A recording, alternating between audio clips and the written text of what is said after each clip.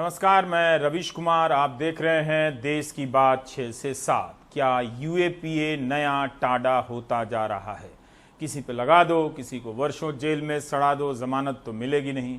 क्या UAPA unlawful activity prevention act के इस्तेमाल में कांग्रेस की पंजाब सरकार भी बीजेपी की सरकारों की तरह ही होड़ ले रही है? आपने देखा होगा कि सरकार से असहमति रखने वालों के खिलाफ यूएपीए की धाराएं लगाई गईं, जिनमें जमानतें मुश्किल होती चली गईं। दिल्ली दंगों से ही संबंधित सफूरा जरगर का केस भी चर्चित हुआ था। वो गर्भवती थीं, जमानत मिल गई, लेकिन बाहर ना आ सकें, ले आकर यूएपीए लगा दिया गया। तो क्या पंजाब में कांग्रेस की सरकार यूएपीए का बेजा इस्तेमाल कर रही है? पंजाब में विपक्ष कांग्रेस सरकार पर यूएपीए के दुरुपयोग का आरोप लगा रहा है, मगर डेटा कुछ और कहता है। वो ये कहता है कि टाइम्स ऑफ इंडिया की एक रिपोर्ट है जिसके अनुसार पंजाब में यूएपीए के 94 मामले दर्ज हुए, जिनमें से 47 मामले अकाली बीजेपी की सरकार के समय दर्ज हुए। ये उसी के खिलाफ विरोध प्रदर्शन हो रहा है जिसकी तस्वीर स्क्रीन पर है। इसका मतलब है कि कांग्रेस की सरकार भी बीजेपी अकाली की राह पर चल पड़ी है।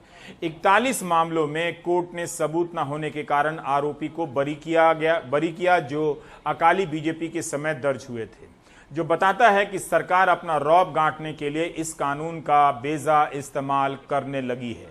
इसके बाद 2017 में जब कैप्टन अमरिंदर सिंह मुख्यमंत्री बने, तब से लेकर अब तक 47 मामले और दर्ज हो चुके हैं और इनमें से 6 मामलों में आरोपी बरी हो चुके हैं। इन 94 मामलों में 370 लोगों को आरोपी बनाया गया है। क्या किसी के खिलाफ संगीन धाराएं बगैर प्राथमिक जांच पड़ताल के लगा दी जा रही हैं? उनकी जिंदगी मुश्किल कर दी जा रही है ताकि बेल ना मिले? क्या कांग्रेस और बीजेपी यूएपीए के मामले में एक ही राह पर हैं? पंजाब में इसके खिलाफ प्रदर्शन हुए। एक वकील हैं जसपाल सिंह माजपुर, जो यूएपीए के तहत गिरफ्तार हुए और 1.5 साल तक जेल में रहे। बाद में इन्होंने इस पर रिसर्च किया। टाइम्स ऑफ इंडिया से इन्होंने कहा, उसी की रिपोर्ट का हिस्सा है, कि यूएपीए अपराध होने के बारे में ज्यादातर मामलों में नहीं लगाया गया है। उन मामलों में ज्यादातर लगाया गया है और लिखा गया है, एक ही तरह की भाषा टेम्पलेट पुलिस इस्तेमाल करती है। लिखती है कि अपराध या साजिश करने की मंशा थी। पंजाब में इस कानून के दुरुपयोग को लेकर विरोध हुआ और आप अकाल तख्त का भी बयान सुनिए। ਅੱਜ यूएपीए कानून के तहत ਜਿਹੜੇ पंजाब तो या दिल्ली तो सिख नौजवान ਜਿਹੜੇ है पुलिस ने हिरासत च लए है, ਉਹਨਾਂ ਦੇ ਪਰਿਵਾਰ ਜਿਹੜੇ ਹੈ ਉਹ ਅੱਜ ਸ੍ਰੀ ਅਕਾਲ ਤਖਤ ਸਾਹਿਬ ਵਿਖੇ ਪਹੁੰਚੇ ਸੀ। ਉਹਨਾਂ ਨੇ ਆਪਣਾ ਦੁੱਖੜਾ ਸੁਣਾਇਆ, ਸੁਣ ਕੇ ਮਨ ਬਹੁਤ ਦੁਖੀ ਹੋਇਆ ਕਿ ਬਿਨਾਂ ਕਿਸੇ ਵਜ੍ਹਾ ਦੇ ਜਾਂ ਛੋਟੀ ਵਜ੍ਹਾ ਦੇ ਇਹਨਾਂ ਨੌਜਵਾਨਾਂ ਨੂੰ यूएपीए ਤਹਿਤ ਜਿਹੜਾ ਹੈ ਉਹ ਮਾਮਲਾ ਦਰਜ ਕਰਕੇ ਜੇਲ੍ਹਾਂ ਦੇ ਵਿੱਚ ਬੰਦ ਕਰ ਦਿੱਤਾ ਹੈ। ਮੈਨੂੰ ਲੱਗਦਾ ਹੈ ਕਿ ਪੰਜਾਬ ਦੇ ਮਾਹੌਲ ਨੂੰ ਜਿਹੜਾ ਹੈ ਉਹ ਇੱਕ ਕਿਸਮ ਦਾ ਖੌਫ ਜ਼ਦਾ ਕਰਨ ਦਾ ਯਤਨ ਹੋ ਰਿਹਾ ਹੈ ਸਰਕਾਰ ਵੱਲੋਂ, ਕਿਉਂਕਿ ਛੋਟੇ ਕਿਸੇ ਗਲਤੀਆਂ ਨੌਜਵਾਨਾਂ ਨੇ ਕਰਤੀਆਂ ਹੈਗੀਆਂ ਤੇ ਇਹਦਾ ਮਤਲਬ ਨਹੀਂ ਹੈ ਕਿ ਅਸੀਂ ਛੋਟੀਆਂ ਗਲਤੀਆਂ ਕਾਰਨ ਉਹਨਾਂ ਦੀਆਂ ਜ਼ਿੰਦਗੀਆਂ ਜਿਹੜੀਆਂ ਹੈ ਪੂਰੀਆਂ ਦੀਆਂ ਪੂਰੀਆਂ ਬਰਬਾਦ ਕਰ ਦਈਏ। ਸਿੱਖ ਨੌਜਵਾਨਾਂ ਦੇ ਵਿੱਚ ਸਹਿਮ ਦਾ ਮਾਹੌਲ ਪਾਇਆ ਜਾ ਰਿਹਾ ਹੈ, ਖੌਫ ਦਾ ਮਾਹੌਲ ਪਾਇਆ ਜਾ ਰਿਹਾ ਹੈ। ਭਾਰਤ ਸਰਕਾਰ ਨੂੰ, ਪੰਜਾਬ ਸਰਕਾਰ ਨੂੰ ਇਹੋ ਹੀ ਅਸੀਂ ਕਹਿਣਾ ਚਾਹੁੰਦੇ ਹਾਂ ਕਿ ਇਹ ਤੁਰੰਤ ਗਤੀਵਿਧੀਆਂ ਜਿਹੜੀਆਂ ਨੇ ਕੀਤੀਆਂ ਜਾ ਰਹੀਆਂ ਸਿੱਖ ਨੌਜਵਾਨਾਂ ਦੇ ਅੰਦਰ ਸਹਿਮ ਦਾ ਮਾਹੌਲ ਤੇ ਖੌਫਜ਼ਦਾ ਕਰਨ ਦੇ ਲਈ ਇਹਨਾਂ ਨੂੰ ਬੰਦ ਕੀਤਾ ਜਾਏ। ਸ਼੍ਰੋਮਣੀ ਗੁਰਦੁਆਰਾ ਪ੍ਰਬੰਧਕ ਕਮੇਟੀ ਨੂੰ ਕਿਹਾ ਹੈ ਕਿ ਇਹਨਾਂ ਸਿੱਖ ਨੌਜਵਾਨਾਂ ਦੀ ਜਿਹੜੀ ਹੈ ਉਹ ਸਾਰਨ ਵੀ ਕੋਰਟਾਂ ਦੇ ਵਿੱਚ ਇਹਨਾਂ ਦੇ ਮਾਮਲਿਆਂ ਦੀ ਜਿਹੜੀ ਹੈ ਉਹ ਆਪ ਪੈਰਵੀ ਕਰੇ, ਕਿਉਂਕਿ ਸਾਰੇ ਕੁਝ ਨੌਜਵਾਨ ਜਿਹੜੇ ਨੇ ਉਹ ਵਿਚਾਰੇ ਬਹੁਤੇ ਨੌਜਵਾਨ ਗਰੀਬ ਪਰਿਵਾਰਾਂ ਦੇ ਵਿੱਚੋਂ, ਦਲਿਤ ਪਰਿਵਾਰਾਂ ਦੇ ਵਿੱਚੋਂ ਤੇ ਪਰਿਵਾਰ ਇਹੀ ਨੌਜਵਾਨ ਜਿਹੜੇ ਰੋਜ਼ੀ ਰੋਟੀ ਦਾ ਵਸੀਲਾ ਵੀ ਸਨ। ਇੱਕ ਨੌਜਵਾਨ ਜਿਹੜਾ ਉਹ ਖੁਦਕੁਸ਼ੀ ਵੀ ਕਰ ਗਿਆ ਤੇ ਇਹਦੀ ਸਾਰੇ ਮਾਮਲੇ ਦੀ ਜਿਹੜੀ ਇੱਕ ਨਿਰਪੱਖ ਜੁਡੀਸ਼ੀ ਜਾਂਚ ਜਿਹੜੀ ਹੈ ਉਹ ਵੀ ਹੋਣੀ ਚਾਹੀਦੀ ਹੈ ਕਿ ਕੀ ਇਹਨਾਂ ਦਾ ਦੋਸ਼ ਹੈ, ਕੀ ਬਣਦਾ ਦੋਸ਼ ਇਹਨਾਂ ਦਾ ਜਿਹਦੇ ਤਹਿਤ ਇਹਨਾਂ ਦੇ ਉੱਤੇ यूएपीए ਦੇ ਤਹਿਤ ਪਰਚੇ ਦਰਜ ਕੀਤੇ ਜਾ ਰਹੇ हैं। हमने इस कानून का बेजा इस्तेमाल पिछले दिनों गौतम नवलखा के केस में देखा, फिर हमने आनंद तेलतुंबडे के केस में देखा, फिर सुधा भारद्वाज के केस में देखा। एक इसी तरह का दिल्ली दंगों से संबंधित मामलों में देखा, जब सफूरा जरगर को बेल मिलती है तब तक यूएपीए नहीं है, लेकिन चूंकि वो बाहर ना आ जाए इसलिए तुरंत एक दूसरे मामले में यूएपीए लगा दिया जाता है। तो अभी तक तो बीजेपी की सरकार पर आरोप लग रहा था, अब कांग्रेस कर रही है। बीच में एक और है डॉक्टर कफील खान का मुद्दा, राजनीतिक भाषण के लिए, उस भाषण में भी कुछ खास नहीं है, लेकिन जेल में सड़ा दिया गया। जेल में वो कब से बंद हैं और उनके खिलाफ नेशनल सिक्योरिटी एक्ट लगा दिया गया है, जिसमें अदालत के पास भी कोई विकल्प नहीं होता है जमानत देने के लिए। तो क्या इस तरह के कानून का इस्तेमाल बारी बारी से जिसे मौका मिलता है वही करते हैं, चाहे वो कांग्रेस हो या बीजेपी हो, ताकि आवाज उठाना या मुश्किल हो जाए? या फिर अगर ये संगीन धाराएं हैं तो क्यों नहीं उसकी विश्वसनीयता इतनी हो कि लगे कि हाँ वाकई जांच गंभीर है, देश के खिलाफ कोई गतिविधियां हो रही हैं, तो उसमें आप किसी के खिलाफ लगाइए। लेकिन ऐसा कैसे हो सकता है कि आप 97 मामले दर्ज कर दें और 40 से अधिक मामलों में आपको कोई सबूत ना जुटा पाए और लोग बरी हो जाएं, वो मामला ना रहे, लेकिन इस दौरान कई महीनों तक या कई साल तक लोग जेल में सड़ जाएं? तो क्या यूएपीए के जरिए गला धरने का एक नया सिस्टम सरकारों के हाथ लग गया है? मोहम्मद गजाली हमारे साथ हैं। गजाली, आप बता सकते हैं कि मौजूदा जो प्रोटेस्ट हो रहा है पंजाब में, उसकी क्या वजहें हैं, उसकी क्या पृष्ठभूमि है?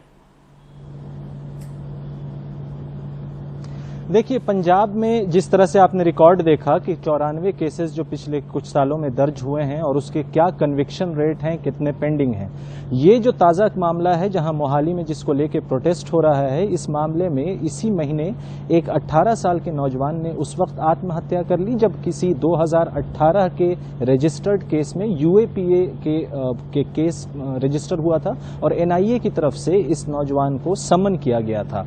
ये मोहाली आता है, मोहाली में एनआईए का दफ्तर है, वहां पे इससे पूछताछ होती है और जिस गुरुद्वारे में ये रुका हुआ था वहीं पर ये आत्महत्या कर लेता है, जिसके बाद से इसके परिवार और भी जो सामाजिक संस्थाएं हैं या विपक्ष के नेता हैं, इन लोगों ने एक ओपन लेटर भी मुख्यमंत्री को लिखा था कुछ दिन पहले कि यूएपीए का मिसयूज हो रहा है। इस केस को लेकर विपक्ष के सुखपाल खैरा जो हैं, उन्होंने भी जितने इस तरह के केसेस हैं और जितने परिवार हैं उनको विजिट किया और ये भी पाया कि काफी गरीब तबके के नौजवान लड़के हैं ये, और place of occurrence of crime जिसको हम कहते हैं कि जहां जुर्म हुआ है क्या वहां पे उनकी मौजूदगी है। तो कई केसेस में जो रिसर्चर्स हैं वो बता रहे हैं कि ऐसा कई केसेस में नहीं होता है, जिसकी वजह से इन केसेस वीक भी पड़ते हैं। इस केस में खुदकुशी या आत्महत्या वाले केस में 18 साल के नौजवान ने आत्महत्या की है, जिसको लेके जो धार्मिक लीडर्स हैं कुछ, उन्होंने आज प्रोटेस्ट मार्च किया है अपने मोहाली जिले में और मुख्यमंत्री कैप्टन अमरिंदर सिंह को एक मांग पत्र या मेमोरेंडम लेटर भी दिया है जिसमें इस कानून के मिसयूज को रोकने की बात कही गई है। जी गजाली, हम ये भी थोड़ा सा समझना चाहते हैं कि ठीक है परिस्थितियां हो सकती हैं पंजाब में खालिस्तानी बातों को लेकर, लेकिन क्या इसकी वजह से क्या ठोस जांच के बाद लोगों को ये आरोप नहीं लगाया जा रहा है? किसी ने मुझे आज ईमेल किया है कि ज़्यादातर इसमें दलित नौजवान हैं जो इसके चंगुल में आए हैं। क्या ये सब बातें सही हैं? आपने बताया कि गरीब लोग ज़्यादातर हैं, क्या और कुछ आप जानकारी दे सकते हैं कि जिनके खिलाफ यूएपीए लगाया गया है? 94 मामला कम नहीं होता है, जिनमें से आधा अकाली बीजेपी की सरकार के समय लगा है और आधा कांग्रेस की सरकार के समय लगा है, और यह सिलसिला चलता चला जा रहा है। कभी पुलिस ने या सरकार ने अपनी तरफ से इस कानून की धाराओं के लगाने के पक्ष में कुछ कहा है? गजाली,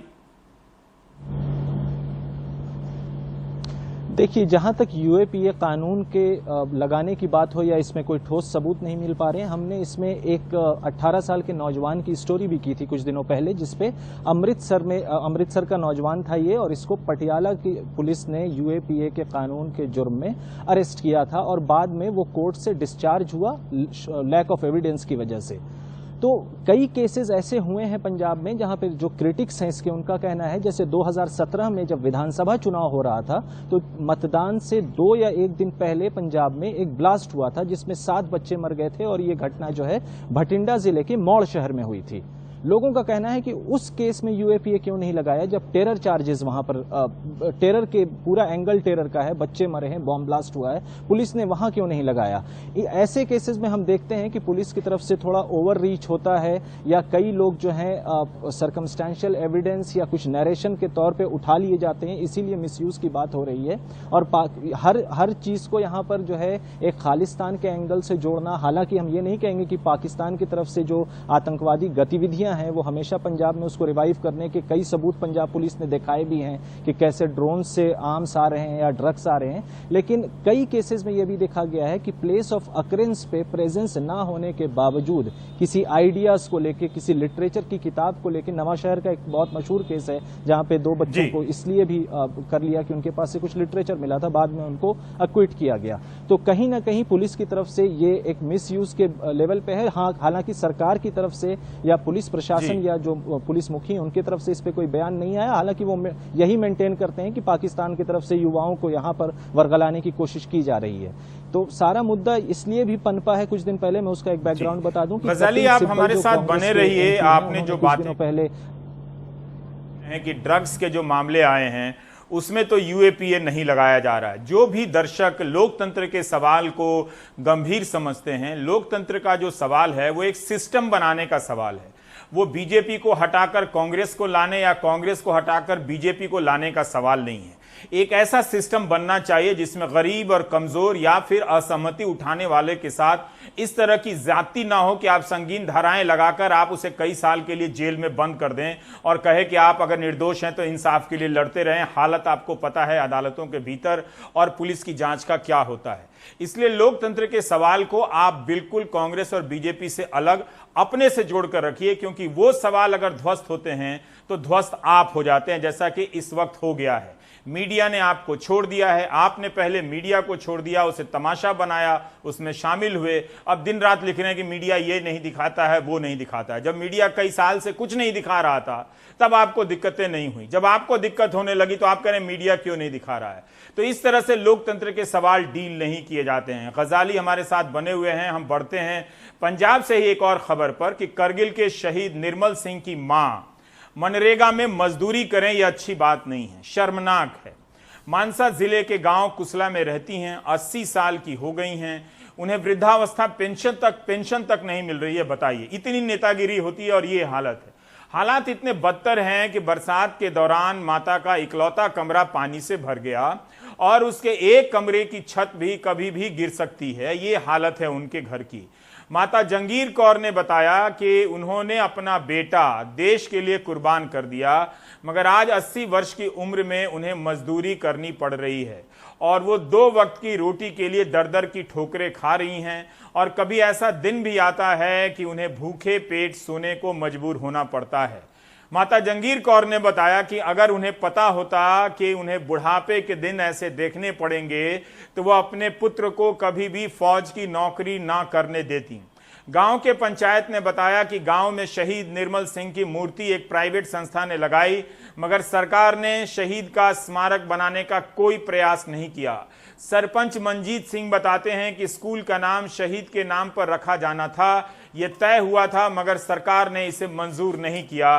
सिर्फ दिखाने के लिए बोर्ड पर नाम ही लिखा है। उन्होंने कहा कि शहीद निर्मल सिंह की मां 80 वर्षीय जंगीर कौर के हालात इतने बदतर हैं कि वह जिंदगी के आखिरी पड़ाव पर भारी मुश्किलों का सामना कर रही हैं। खातर मेरा पुत्र शहीद होया ते मैं बहुत निर्मल सिंह की माता मैं बहुत ज़्यादा औखी है। मैं नरेगा दे विच भी काम करदी है, वो करके टाइम च पाउनी है चाह गुड़ का भी। फिर मैनू कोई किथे गल रहा है नहीं गा। मैं तो औखी बहुत है, दवाई बूटी नू भी मैं बहुत ज़्यादा औखी है। 2 पैसे की कर लेनी है घर ते दवाई बूटी भी खा लेनी है। मेरी 1500 की दवाई आउंदी है 8 दिनों की 7 दिनों की। ते मैं रोज़ वांगू बीमार रहनी है। मैं बहुत ज़्यादा निर्मल सिंह की माता ते मैं बहुत औखी है। मैनू सरकार बनी हो कुछ नहीं मिलेगा, मैं भुखी भी रहनी एक टाइम ते टाइम च पाउनी है उदा करके मैं तो कुछ नहीं बनता गा। मैं निर्मल सिंह की माता फुटे खोटे विच बैठी है, उथों भी मैनू बहुत ज़्यादा औखा है। टप्पना भी लंघना भी सारे मेरे भैन भाई भी औखे हो जाते है जो देख के। सारे मेरी खातर ही फिरते है जो कोई कर सुनूगी सरकार। मेरा तो कुछ नहीं है, मेरा पुत्र निर्मल सिंह थी कदा। वो शहीद की मां ना होती तब भी उन्हें ये दिन नहीं देखना था। आखिर केंद्र की तरफ से दिया जाने वाला वृद्धावस्था पेंशन किसे पहुंच रहा है, राज्य सरकारों की तरफ से दिया जाने वाला वृद्धावस्था पेंशन कहां पहुंच रहा है, 80 साल की कितने वृद्ध लोग गांव में होते हैं ये जरा बताइए। क्यों नहीं उन्हें कोई बीडीओ या एडीएम जो एसडीएम मिलकर उन्हें पैसा नहीं दे सकता, पेंशन नहीं दे सकता है। इसका मतलब पेंशन क्या सिर्फ कागजों पर ही कुछ लोगों को मिल रहा है। हम अभी भी पंजाब की स्टोरी पर बने हुए हैं जहां किसानों का प्रदर्शन, केंद्र सरकार ने जो 3 अध्यादेश लाए हैं कृषि सुधार से संबंधित, उसे लेकर पंजाब में लगातार प्रदर्शन हो रहे हैं। आज भी 10,000 ट्रैक्टरों का एक पूरा जुलूस निकला है और ये प्रदर्शन है कि जो एपीएमसी एक्ट है उसमें बदलाव किया गया है, एसेंशियल कमोडिटीज एक्ट है उसमें बदलाव किया गया है और बिजली का जो फ्री बिजली वाली बात है उस पर बदलाव किया गया है। हम मोहम्मद गजाली हमारे साथ बने हुए हैं इन तस्वीरों के साथ। क्या आप हमारे दर्शकों को बता सकते हैं, और हम ये भी जानना चाहते हैं गजाली के बहुत सारे ऐसे किसान हैं जो इस मंडी सिस्टम से बाहर अपना ऑपरेट करते हैं, मुनाफा भी कमाते हैं, उन लोगों का क्या नजरिया है। तमिलनाडु में हमने इसके खिलाफ प्रदर्शन की बात तो सुनी है, पंजाब में क्यों ज्यादा हो रहा है गजाली साहब इसके खिलाफ प्रदर्शन? जी, सबसे पहले तो ये अध्यादेश है, इसके पीछे का सरकार का नारा था 1 नेशन 1 मार्केट। इन अध्यादेशों में से एक अध्यादेश ये कहता है कि आप किसी भी राज्य के हों, आप दूसरे राज्य में जाकर अपना फसल या अपना प्रोड्यूस जो भी आप ग्रो कर रहे हैं उसको बेच सकते हैं। पंजाब और हरियाणा के किसानों का कहना है कि इससे 1 नेशन 1 मार्केट नहीं बनेगा, इससे 1 नेशन 2 मार्केट बनेगा। एक तो ये कि पंजाब में और हरियाणा में जो है एमएसपी का सिस्टम है, जहां पर सरकार जो है किसानों से फसल खरीदती है, अनाज खरीदती है। एक पूरा मंडी सिस्टम यहाँ पर बना हुआ है जहाँ पर जो खरीदार होता है उसे टैक्स देना पड़ता है जो सरकार की अर्निंग होती है। मंडी सिस्टम में किसानों के साथ जो है अब उनको ये डर है कि इस अध्यादेश से या इस कानून से जब आप कह रहे हैं कि एक किसान दूसरे राज्य में जाके बेच सकता है, तो जैसे छोटे किसान हैं जो पटियाला में मान लीजिए कोई गोभी उगा रहा है तो उसकी खुद की लागत इतनी ज़्यादा है और कमाई कम है कि वो अगर उसको गोभी के रेट महाराष्ट्र में अच्छे भी मिलेंगे तो वो इतना सफ़र कहाँ तय करेगा, या हरियाणा में होगा तो वो छोटा किसान कहाँ सफ़र कर सकता है, या अपने फसल को कहाँ ढोएगा, कहाँ स्टोर करेगा। दूसरी बड़ी चीज़ जो इस कानून में मिसिंग है जिससे किसान चिंतित है वो है डिस्प्यूट रिड्रेसल मैकेनिज्म, कि अगर आप किसी प्राइवेट प्लेयर के साथ खरीदारी कर भी रहे हैं और वहाँ पर कोई झमेला हो जाता है या कोई परेशानी हो जाती है तो आप किसको एड्रेस करेंगे, किसके पास अपनी शिकायत लेके जाएंगे। और तीसरी सबसे बड़ी चीज़ जिससे किसान डर रहे हैं, हालांकि कहीं भी कानून में सरकार ने ये मेंशन नहीं किया है, वो बात है कि कहीं सरकार एमएसपी ना बंद कर दे, जो अश्योर्ड प्राइस होता है, जो फसल के सीजन से पहले सरकार ये अनाउंस करती है कि हम आपकी ये फसल इतने दर पे खरीदेंगे। इसी वजह से किसानों में कॉन्फिडेंस है और वो उगा रहे हैं कि सरकार इसको खरीदेगी और अश्योर्ड पेमेंट होती है, 48 घंटे का टाइम देती है सरकार। इन सब की वजह से किसानों का डर ये है कि अगर प्राइवेट प्लेयर्स को आप इंगेज करेंगे, मार्केट खोल देंगे, ओपन मार्केट कर देंगे, तो कल को कहीं आप खुद भी पीछे ना हट जाए। सरकार से वो डरते हैं कि कहीं सरकार पूरा ही ओपन ना कर दे और उनकी अनाज और फसल जो बिकने वाली है वो प्राइवेट प्लेयर्स ना खरीदने लगे और कल को सारा मंडी सिस्टम और ये जो एमएसपी अश्योर्ड प्राइसिंग सरकार की तरफ से है वो भी बंद ना हो जाए। इन सब कारणों की वजह से किसान एक तो किसान प्रोटेस्ट कर रहे हैं और सरकार से उन्होंने ये भी कहा है कि ये निरंतर प्रोटेस्ट जो है ये निरंतर चलते रहेंगे जब तक सरकार की तरफ से कोई आश्वासन ना दिया जाए। जी बहुत बहुत शुक्रिया मोहम्मद गजाली पंजाब की खबरों की जानकारी देने के लिए। वाकई ये चिंता का विषय है कि पंजाब में भी यूएपीए का इस्तेमाल इस तरह से बगैर सोचे समझे लोगों के खिलाफ वो भी इतने वर्षों से हो रहा है। अकाली बीजेपी के सरकार के समय से हो रहा है और कांग्रेस के सरकार में भी ये इस कानून का लगाया जाना जारी है। हम कुछ प्रचलित या लोकप्रिय एक्टिविस्ट के खिलाफ लगाए गए मामलों की तो चर्चा करते हैं, मगर इसकी भनक तक नहीं है कि अनाम लोग भी इस कानून की जद में आ गए हैं। अब हम चलते हैं बिहार, जो इस वक्त बाढ़ से काफ़ी परेशान है, चाहे मोतिहारी हो, दरभंगा हो, बेगूसराय हो या मुजफ्फरपुर हो। बाढ़ से ये देखिए एक पुल है जो कोचवा प्रखंड है मोतिहारी का, और ये किस तरह से ध्वस्त हो गया।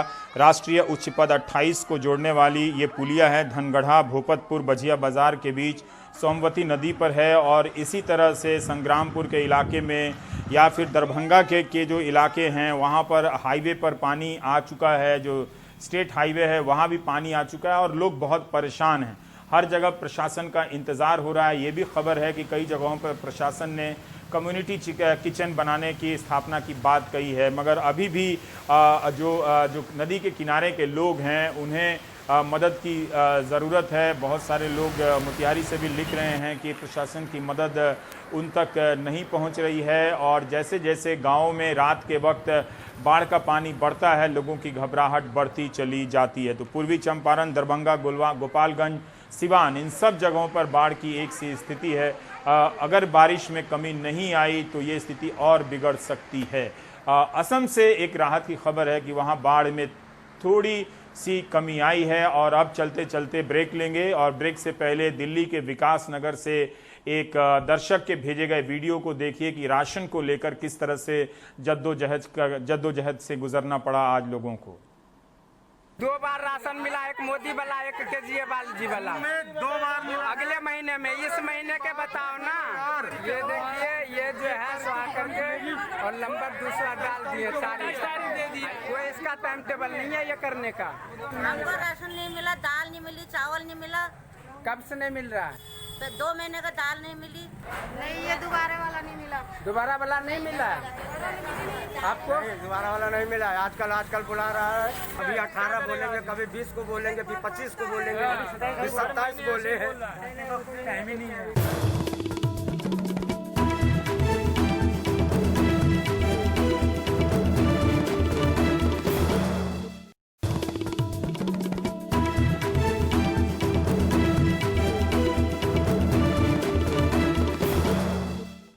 दिल्ली से कोरोना को लेकर कामयाबी की खबरें आ रही हैं। ये अच्छी बात है, लेकिन दूसरे राज्यों को इससे लेकर गंभीर हो जाना चाहिए। उत्तर प्रदेश के पूर्व इलाहाबाद अद्यतन प्रयागराज के एक सरकारी अस्पताल में एक मरीज को कोविड-19 के लक्षण होने पर भर्ती किया गया। 24 घंटे के भीतर उसकी लाश अस्पताल से 500 मीटर दूर एक झाड़ी में मिलती है। ये सब अभी तक क्यों हो रहा है? शिवशंकर 23 तारीख को प्रयागराज के स्वरूप रानी अस्पताल में भर्ती हुए। उन्हें सांस में दिक्कत थी। उनके घर वालों ने उनसे फोन पे बातचीत की, जो रिकॉर्डिंग भी है उसमें वो लापरवाही की शिकायत करते सुनाई देते हैं। उनकी बेटी के दोस्त का कोई रिश्तेदार अस्पताल में काम करता है।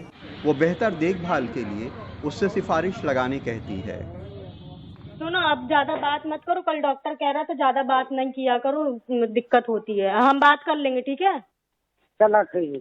हाँ, हम अपनी दोस्त से बात करके सब सही करवा देंगे। बस परेशान मत होना ज्यादा। हाँ, ये सोचना कि सही होना है और थोड़ा सा भी अंदर से अपने आप को डीमोरलाइज मत करना, ठीक? बाद में हॉस्पिटल के एक सीसीटीवी फुटेज में शिवशंकर शाम 4:30 बजे कोविड वार्ड से बाहर निकलते दिखते हैं। उनकी बेटी सारी रात पुलिस के साथ उन्हें ढूंढती है। अगले दिन अस्पताल से 500 मीटर दूर उनकी लाश मिलती है। स्वरूप रानी हॉस्पिटल की लापरवाही की वजह से आज मेरे पापा नहीं। वहाँ इतनी लापरवाही होती है, वहाँ पेशेंट्स के साथ मिसबिहेव किया जाता है, हैरेसमेंट किया जाता है। मेरे पापा से बोला गया कि अगर ज़्यादा बात करोगे तुमको इधर उधर कर देंगे। हॉस्पिटल प्रशासन का दावा है कि उनकी अच्छी देखभाल हो रही थी। उनकी हालत में काफी सुधार था।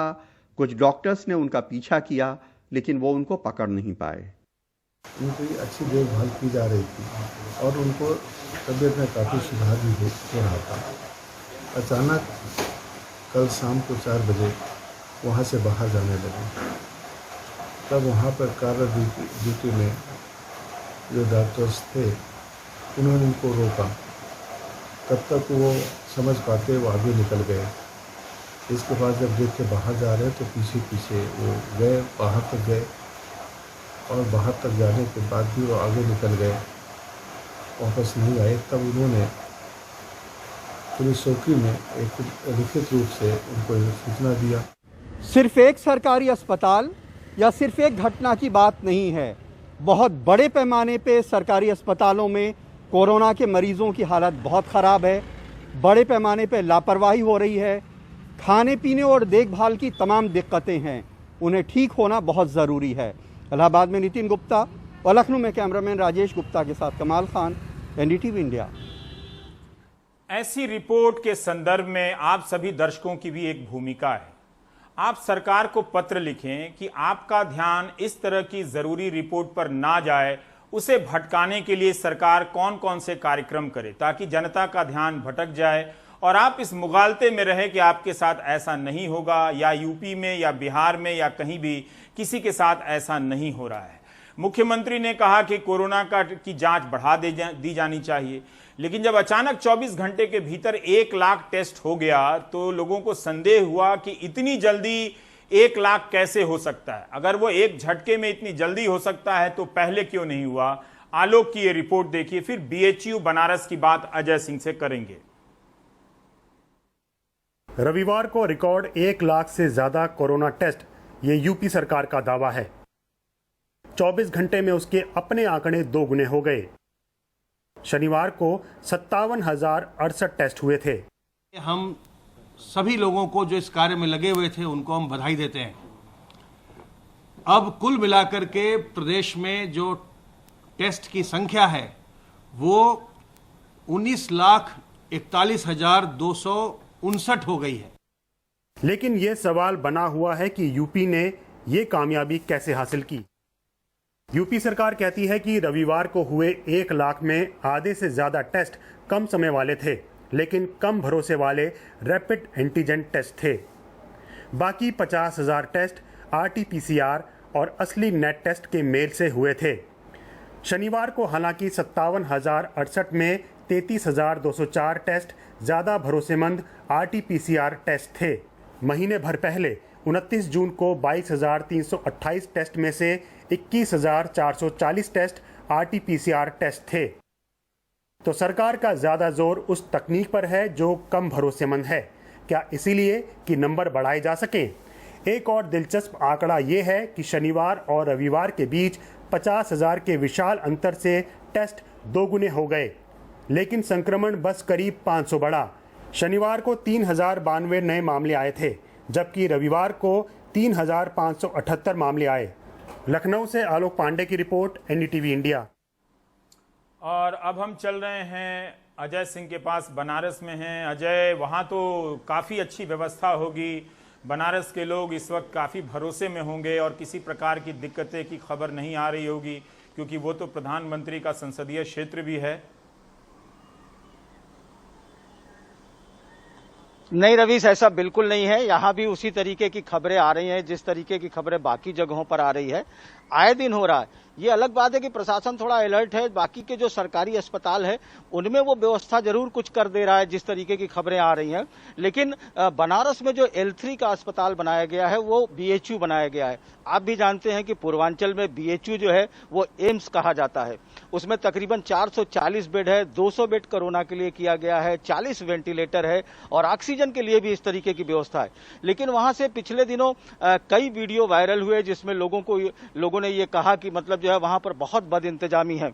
अभी कल जब मुख्यमंत्री यहां पर आए थे तो उन्होंने भी BHU में ही मीटिंग की। उसके पीछे वजह ये थी कि सेंट्रल यूनिवर्सिटी है BHU, प्रशासन से उनका कोऑर्डिनेशन उतना अच्छा नहीं हो पा रहा था। इस वजह से BHU में मुख्यमंत्री खुद आते हैं, मुख्यमंत्री वहां बातचीत करते हैं कि इतनी इस तरीके की बदइंतजामी की खबरें क्यों आ रही हैं। वहां एक महिला आई थी जो मुख्यमंत्री से मिलना चाहती थी कि उनका बेटा वहां कोविड में भर्ती है, गाजीपुर का है, वो डॉक्टर है, DY पाटिल से कर रहा है, वो 3rd ईयर में है। वो बावजूद इसके उसका जो है वो बहुत परेशान थी कि किसी तरीके से मेरे बेटे को वहां निकाल दिया जाए। हालांकि इलाज उसका ठीक हुआ, लेकिन बदइंतजामी की वजह से और दूसरी चीजों की वजह से वो बेहद परेशान थी, इसलिए वो निकालने की बात कर रही थी। तो ऐसा नहीं है, उस पर उसकी मुलाकात मुख्यमंत्री से तो नहीं हुई, लेकिन हम लोगों से जरूर हुई। उसने अपना दर्द बताया। तो यहाँ भी बनारस हिंदू यूनिवर्सिटी से इस तरीके की थोड़ा ज्यादा खबरें आ रही हैं। और दूसरी बात यह रवीश जी की आप अगर देखें तो कोरोना की संख्या बहुत तेजी से बढ़ी है। अगर हम जून में देखें तो जून में तकरीबन 496 थी और जुलाई में 2125 हो गई। हालांकि 895 लोग ठीक भी हुए हैं, लेकिन बावजूद इसके इतनी बड़ी संख्या में आने पर अचानक से अफरा तफरी हुई है और इस तरीके की व्यवस्था दिखाई पड़ रही है। रवीश,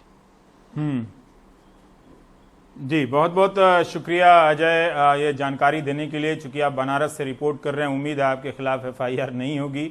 ज़्यादा ज़रूरी ये है कि चीज़ों को ठीक किया जाए। अब काफ़ी वक्त हो गया है।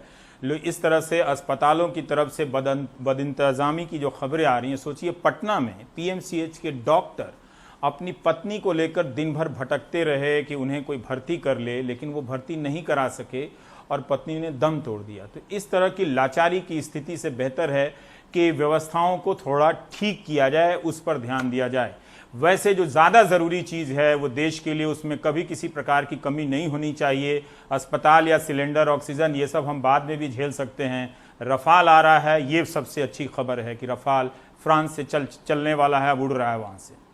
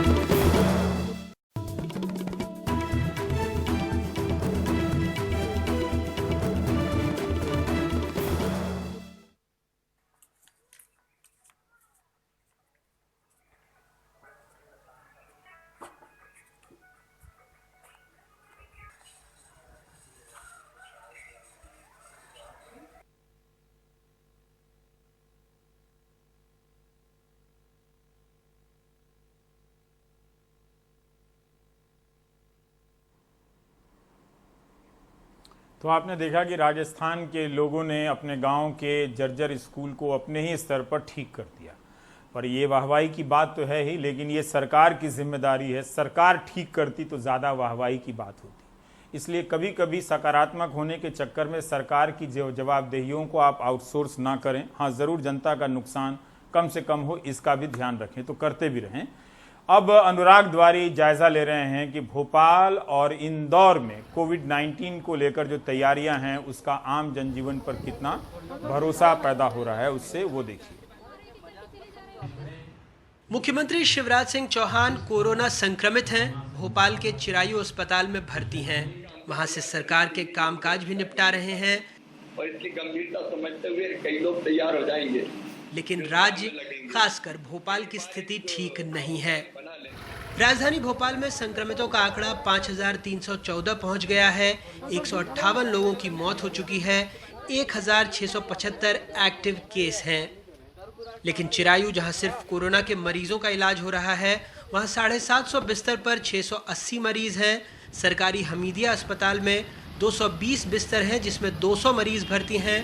वहीं एम्स में 330 बिस्तर हैं, जिसमें 288 मरीज भर्ती हैं। यानी लगभग 1300 बिस्तर हैं, जहां 1168 मरीज भर्ती हो चुके हैं। बाकी के मरीज जिनमें लक्षण नहीं है, उन्हें कोविड केयर सेंटर्स में भर्ती किया गया है। हालांकि मंत्री जी कह रहे हैं इंतजाम कर रहे हैं, वहीं विपक्ष का कहना है इंतजाम नाकाफी हैं। ये आपके पास आंकड़ा गलत है। ये आपकी वेबसाइट पे है। मैं स्पष्ट करना चाहता हूँ कि मध्य प्रदेश में हर स्थान पर हमारे पास समुचित व्यवस्था है। 10 दिन पहले माननीय मुख्यमंत्री जी ने निर्देशित किया था और आज हमने उस सब को पूरी तरह से पार पा लिया है। अगस्त 31 तक का हमने पहले प्लान किया था। भोपाल में चिरायू हमारा पूरी तरह से कोविड केयर सेंटर है, कोविड हॉस्पिटल है। हमारा हमीदिया हॉस्पिटल, एम्स, जिसमें नॉन कोविड और कोविड दोनों का इलाज होता है। प्राइवेट सेक्टर में भी हम बंसल हमने तैयार करवा दिया है। कहीं कोई दिक्कत नहीं, ये केवल अफवाह है। आज हालात भोपाल कैसे हैं कि लगभग 1700 बेडें लगभग फुल हैं।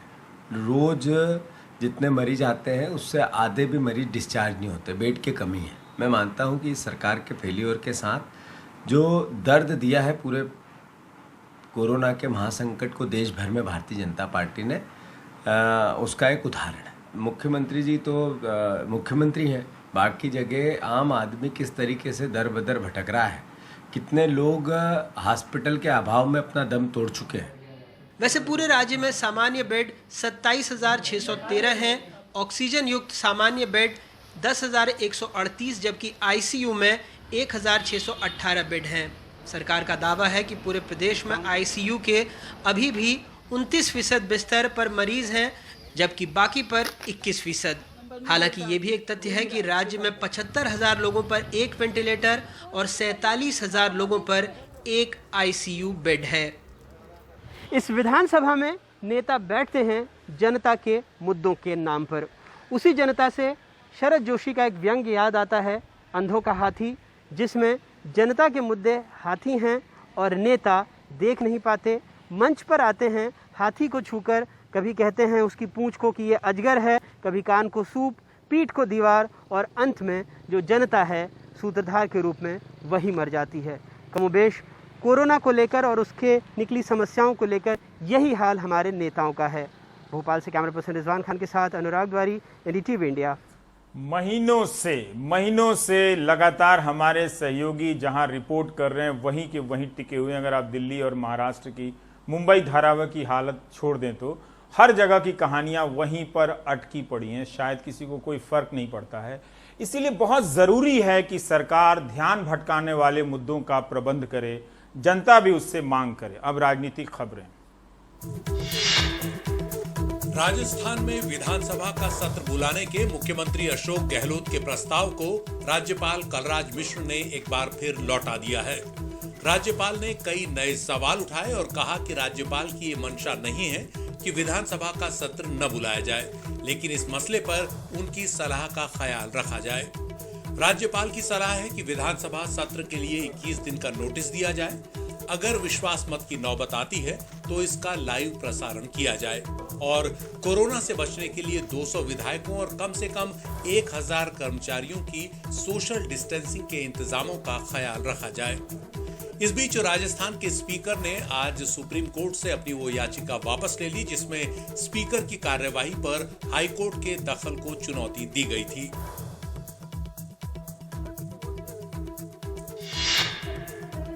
कांग्रेस ने आज देश भर में प्रजातंत्र बचाओ, संविधान बचाओ के अभियान के तहत विरोध प्रदर्शन और धरने किए।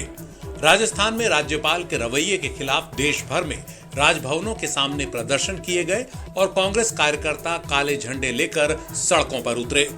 दिल्ली, मुंबई, लखनऊ और गांधीनगर समेत कई जगहों पर कार्यकर्ताओं को पुलिस ने आगे बढ़ने से रोक दिया। कई जगह पुलिस ने कांग्रेस कार्यकर्ताओं को हिरासत में भी लिया।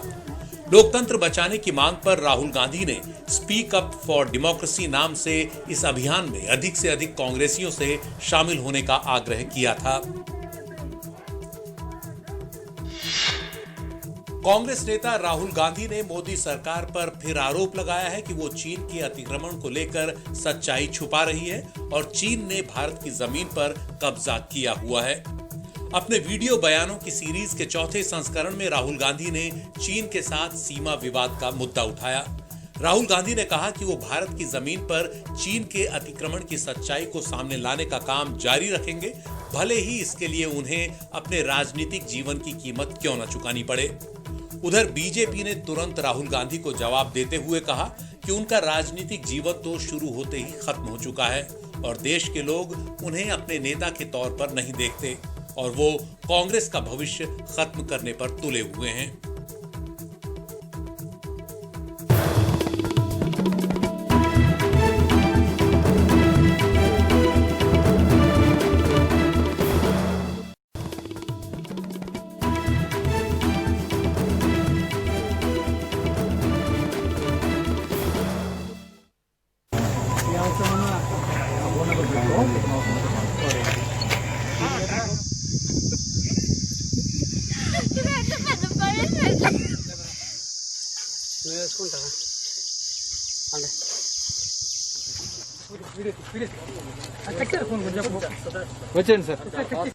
और अब आते हैं दिल्ली। यहां दिल्ली कोरोना से लड़ाई के मामले में एक मॉडल के रूप में उभरती जा रही है। एक समय था जब दिल्ली में लोगों को अस्पताल नहीं मिल रहे थे, आज अस्पतालों को कोरोना के मरीज नहीं मिल रहे हैं।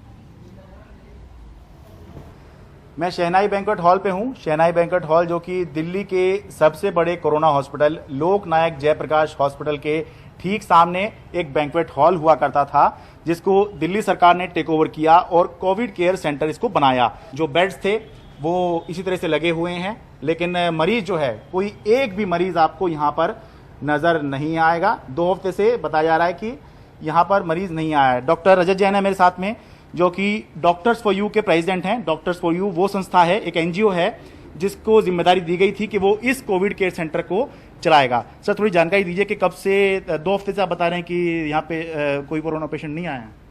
नहीं, देखो आपको पहले ये समझना पड़ेगा कि ये सेंटर क्या है। हाँ। तो ये जो सेंटर हमने यहाँ पर शुरू किया, ये LNJP एनेक्सी के नाम से शुरू किया और ये उस समय शुरू किया गया था कि जब दिल्ली में इतने मरीज थे कि अस्पताल उनको पूरा नहीं कर पा रहे थे।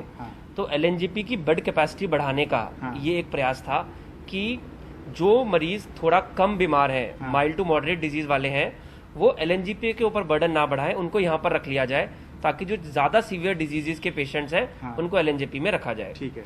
बट अब सब लोगों के प्रयास से, दिल्ली सरकार के प्रयास से, डिस्ट्रिक्ट एडमिनिस्ट्रेशन के प्रयास से, हम लोगों ने भी जो सोशल डिस्टेंसिंग सबका ध्यान रखा और हम आज दिल्ली में एक ऐसी पोजीशन पर है जब हम देख रहे हैं कि रिकवरी रेट बहुत बढ़ गया है और एक्टिव केसेस की जो संख्या है वो काफी कम हो गई है।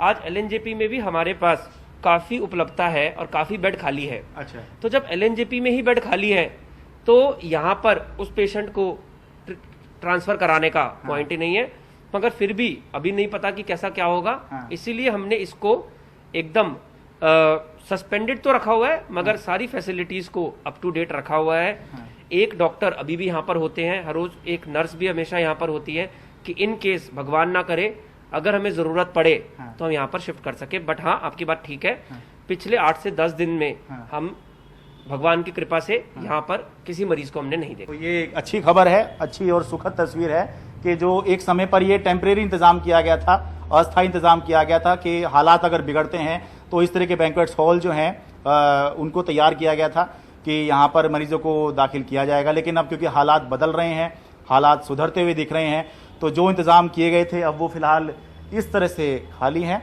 जो एक फिलहाल के लिए अच्छी तस्वीर कही जा सकती है। दिल्ली से अपने कैमरा पर्सन एन रवि के साथ मैं शरद शर्मा, NDT मीडिया। दिल्ली सरकार की ये उपलब्धि स्थायी होनी चाहिए और इसके लिए ज़रूरी है कि लोग ज़रा भी लापरवाह ना हों। इन खबरों से उत्साहित ज़रूर हों, भरोसा ज़रूर बढ़ाएं, मगर अपनी मुस्तैदी में बिल्कुल नरमी मत लाइए। मास्क लगाइए, हाथ को लगातार साफ कीजिए और 6 फीट की दूरी बनाकर रखिए 2 लोगों के बीच में। इन चीज़ों का सख्ती से पालन करेंगे तो कोरोना पर जो नियंत्रण पाया गया है वो लंबे समय तक वो फिर दोबारा नहीं लौट पाएगा। आप देख रहे थे देश की बात 6 से 7। नमस्कार।